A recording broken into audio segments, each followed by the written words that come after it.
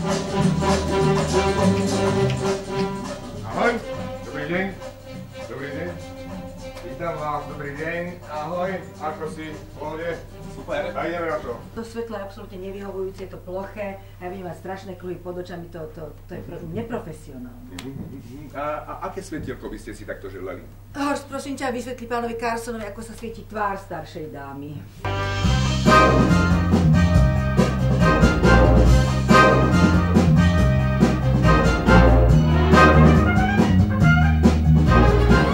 Dámy a páni, dnešná nočná show začína. A už je tu náš moderátor Johnny Carson.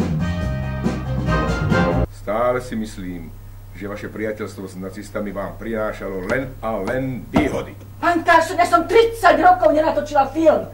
Kvôli tomu, čomu vy hovoríte výhoda. Ja nie som dokumentaristka. Všetky moje fotografie a filmy sú umelecké. Dokážem tvoriť, len keď ma inšpiruje krása. Len krása ma inšpiruje.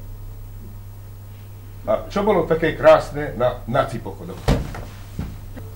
Ale tu, v Amerike, ste s tým filmom pohoreli. Nepohorela, bol to bojkot. Áno, presne tak. Športovcov ste prezentovali ako krásnych nahých bohov, takisto ako nubujcov.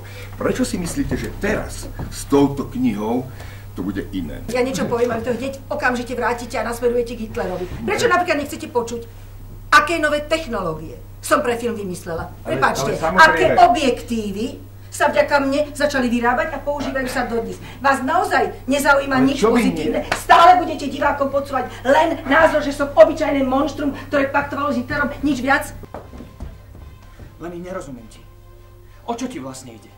O peniaze na film alebo o hrdosť? Ja mám svedomie čisté. Točila som len to, čo sa dialo v skutočnosti. Ja som Hitlera nestvorila. No tak potom sa vráť pred kamery, aby si sa mohla obhájiť. Nemám sa prečo obhajovať, nič som neurobila. Tu nikomu účty za svoj život skladať nebudem. Ale keď sa tam nevrátiš, tak to postrihajú tak, že z toho vyjdeš ešte horšie. To urobia tak či tak, nemáme šancu tomu zabrániť.